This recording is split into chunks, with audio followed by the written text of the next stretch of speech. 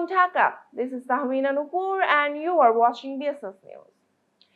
No name recognition, no billionaire donors, little money. Yet he just became the first ever Muslim mayor of the biggest city of the United States. This is Zohran Mamdani for you. New York City has spoken loudly. With more than 97% vote counted, Mamdani won over 1.03 million votes, more than all his rivals combined. He decisively defeated former New York Governor Andrew Cuomo and Republican Curtis Sliwa. His message was simple: New York must work for ordinary people again, and that message connected online, on the streets, and door to door. As he told his supporters, the next step and last stop is City Hall. So who is Zohran Mamdani? The question is very usual because even a year ago, many New Yorkers hadn't even heard his name. Mamdani is 34, the youngest mayor since 1892 and the first Muslim and the first African-born mayor of New York City. He has proudly espoused left-wing causes in his political career. Born in Uganda to parents of Indian origin, he moved to the United States at the age of 7 and became a citizen in 2018. His parents, filmmaker Mira Nair and scholar Mahmoud Mamdani, a fact critics used to call him a Nepo baby, but his path into politics was built on the ground, not in the red carpet. He worked as a foreclosure prevention counselor, helping struggling families keep their homes.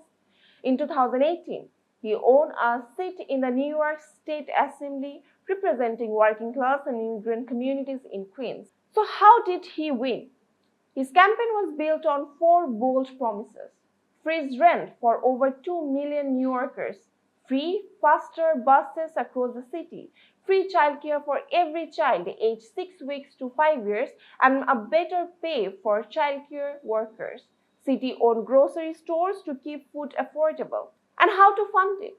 By taxing the wealthiest, raising the corporate tax to 11.5% and adding a 2% tax on income above $1 million. He didn't just run a campaign, he built a movement in mosques, in community centers, and on night shifts, in Urdu, in Hindi, in Spanish, and in English. He spoke about Palestine, immigrant rights, and making New York livable again, issues that many mainstream Democrats avoided. Young voters, immigrants, working class New Yorkers, they turned out for him. He expanded the electorate and he won. But what next? Trump has called Mamdani a communist lunatic and before the election Tuesday threatened to withhold federal funds to New York City if Mamdani were to win.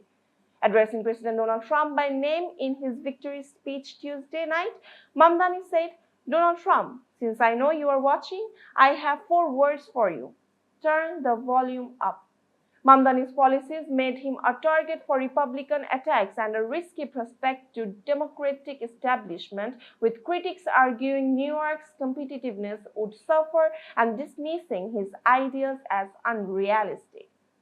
Mamdani's mayoral run has drawn an unusual large amount of media attention, more than what a typical city election, even in America's biggest city, would normally receive.